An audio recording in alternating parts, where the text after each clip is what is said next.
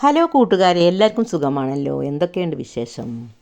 ഇന്ന് നമ്മളുടെ വീഡിയോ ഒരു ഗ്രീൻ പീസ് കറി കേട്ടോ, പച്ചപ്പട്ടാണി കടല എന്നും പറയും. ഇതുകൊണ്ട് രാവിലെ ഒരു കറി വെച്ചപ്പോൾ ഞാൻ വീഡിയോ എടുത്തിട്ടതാണ്. ഇത് അപ്പത്തിൻ്റെ കൂടെയും പുട്ടിൻ്റെ കൂടെയും പൊറാട്ടയുടെ കൂടെയൊക്കെ കഴിക്കാൻ പറ്റുന്ന കറി കേട്ടോ. ഗ്രീൻ പീസാണ്. ഇത് ഞാൻ തലേ ദിവസം വെള്ളത്തിലിട്ട് വെച്ചതാട്ടോ, കുതിർത്തി വെച്ചതാണ്. ഇത് രാവിലെ നല്ലോണം കഴുകി കുക്കറിലിട്ട് കൊടുത്തിട്ട് അതിൻ്റെ മേലെ കുറച്ച് വെള്ളം നിൽക്കണം കേട്ടോ, അല്ലെങ്കിൽ കരിഞ്ഞു പോവും. അധികം വെള്ളം ചേർക്കരുതേ. ഇതേപോലെ ചേർത്തിട്ട് ഉപ്പ് ഇടണ്ട കേട്ടോ, ഒന്ന് വെന്തിട്ട് ഇട്ടാൽ മതി. ഉപ്പ് ഇട്ടാൽ വേകില്ല. ഉപ്പിട്ടാൽ പെട്ടെന്ന് വെന്ത് കിട്ടില്ല. അതുകൊണ്ട് നമുക്ക് വലിയൊരു പീസിലും ചെറിയ 2 പീസിലും കൂടി ഇട്ടിട്ട് നമുക്ക് വേവിച്ചെടുക്കാം കേട്ടോ. ചില പച്ചക്കടല വേകാത്ത ഉണ്ടാവും, ചിലത് വേഗം വേകുകയും ചെയ്യും. അപ്പോൾ അതിൻ്റെ വേഗണ നോക്കിയിട്ട് നിങ്ങൾ എടുക്കണ പച്ചക്കടലേൻ്റെ വേഗ് നോക്കിയിട്ട് കുക്കറിൽ വിസിൽ വരുത്തിയാൽ മതി കേട്ടോ.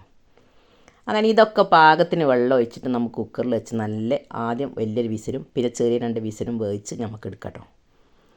ഇത് അപ്പത്തിൻ്റെ കൂടെ കഴിക്കാനും ദോശയുടെ കൂടെ കഴിക്കാനും പുട്ടിൻ്റെ കൂടെയും പത്തിരിയുടെ കൂടെയും പൊറാട്ടയുടെ കൂടെ ഒക്കെ കഴിക്കാൻ പറ്റും കേട്ടോ. നല്ല ഹെൽത്തിയായൊരു കറിയാണിത് കേട്ടോ. പച്ചപ്പട്ടാണി ഗ്രീൻ പീസ് നല്ല ഹെൽത്തിയായ കറി, എല്ലാവർക്കും അറിയുണ്ടാവുമല്ലോ. ഇതിലിപ്പോൾ നമ്മൾ മുളകും പൊടി ഇടുന്നില്ല, പച്ചമുളക് ഇട്ടിട്ടാണ് നമ്മൾ ഉണ്ടാക്കുന്നത് കേട്ടോ. ഞാൻ അതിനായിട്ട് കുറച്ച് വെളിച്ചെണ്ണ ഒരു നോൺ സ്റ്റിക്കിൻ്റെ പാനിൽ ഒഴിച്ചെടുത്തിട്ട് ഇതിലേക്ക് സവാള തക്കാളിയൊക്കെ വഴറ്റിയെടുക്കുന്നുണ്ട് കേട്ടോ. ഞാനിപ്പോൾ 2 സവാള ചെറുതാക്കി അരിഞ്ഞിട്ടുണ്ട്. അത് നന്നായി ഒന്ന് വഴറ്റിയെടുക്കാം നമുക്ക്. അതൊക്കെ വഴന്ന് വരുമ്പോൾ നമുക്ക് ബാക്കിയെല്ലാം കൂടി ചേർത്ത് കൊടുക്കാം കേട്ടോ.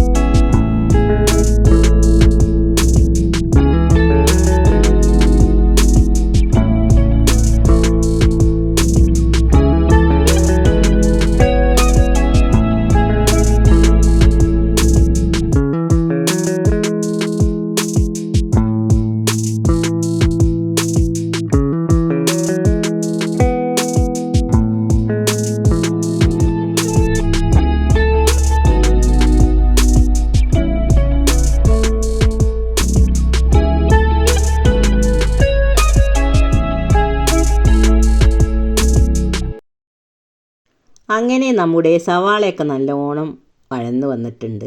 വല്ലാതെ കരിഞ്ഞു പോകുകയും ചെയ്ത് ഫ്ലെയിമൊക്കെ ചെറുതാക്കിയിട്ട് നിങ്ങൾ വഴറ്റണം. ഒരു തക്കാളി 4 പച്ചമുളകും ഇട്ട് കൊടുത്തിട്ടുണ്ട് കേട്ടോ. അങ്ങനെ ഇതും തന്നെ അതിൽ കടന്ന് നന്നായി ഒന്ന് വഴന്ന് വരണം കേട്ടോ. കുറച്ച് ഉപ്പ് ചേർത്ത് കൊടുത്താൽ മതി കേട്ടോ. എന്നൊക്കെ ഇതിൽ ഉപ്പ് പിടിക്കുകയും ചെയ്യും, ഇത് പെട്ടെന്നായി കിട്ടുകയും കേട്ടോ.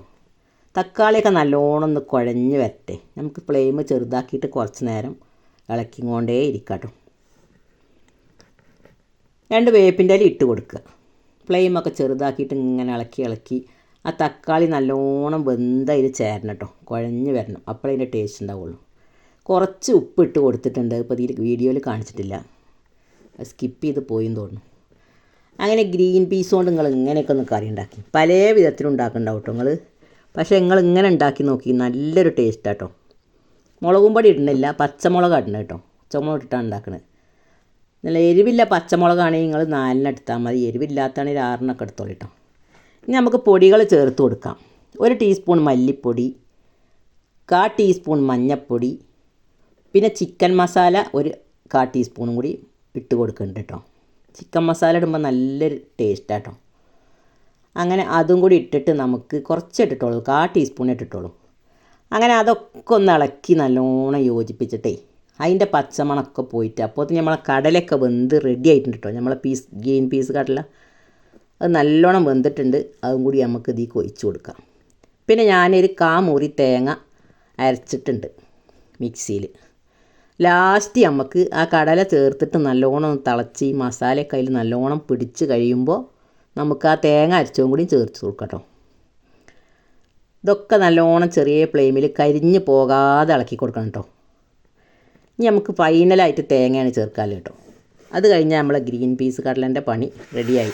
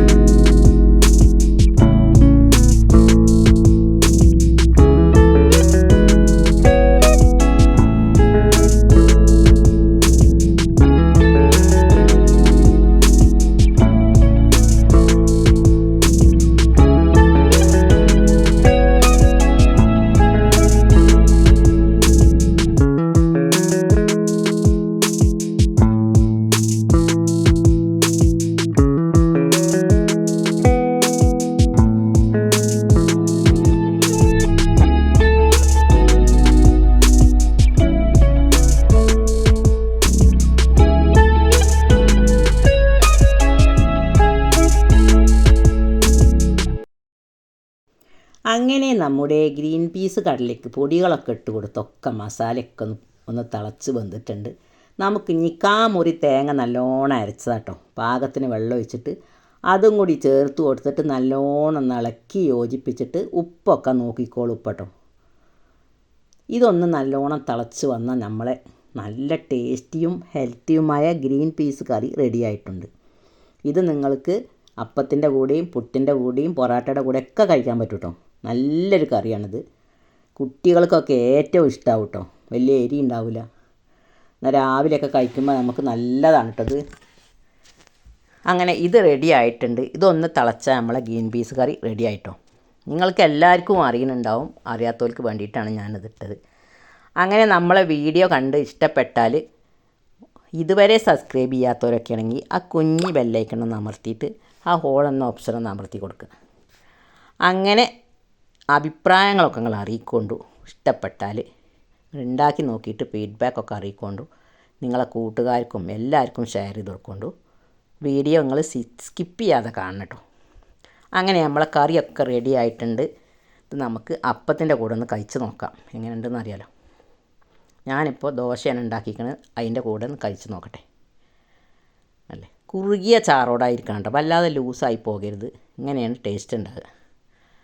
അങ്ങനെ അതൊന്നാണ്ട് ഒഴിച്ചിട്ട് ദോശയ്ക്കൊന്ന് ഒഴിച്ചിട്ട് നമുക്കൊന്ന് കുഴച്ചങ്ങാണ്ട് ഒന്ന് കഴിച്ച് നോക്കാം. നല്ല ടേസ്റ്റാട്ടോ ചൂട് ചായയുടെ കൂടെ അങ്ങനെ കഴിച്ചാലേ. ഇത് ചായ എല്ലാവരും കുടിക്കാത്തപോലെ കരപ്പോൾ ഞാൻ ചായ കുടിക്കണവരോടെ പറയണത്. ഇപ്പോൾ ഒക്കെ വെള്ളം രാവിലെ കുടിക്കുക എല്ലാവരും. പക്ഷേ നമുക്ക് ചായ തന്നെ കിട്ടണം കേട്ടോ. അങ്ങനെ നമ്മൾ ഇന്നത്തെ വീഡിയോ ഗ്രീൻ പീസ് കറിയാണ്. ഇഷ്ടപ്പെട്ടാൽ എല്ലാവരും ലൈക്ക് ചെയ്ത് ആ കുഞ്ഞി ബെല്ലൈക്കണൊക്കെ അമർത്തി നമ്മളെ സപ്പോർട്ട് ചെയ്യുന്നുണ്ട്. എല്ലാ കൂട്ടുകാരും ഉണ്ടാക്കി നോക്കിയിട്ട് അഭിപ്രായങ്ങളൊക്കെ ഒന്ന് അറിയിക്കുന്നുണ്ട്. നമുക്കൊന്ന് കഴിച്ച് നോക്കാം. ഓക്കെ.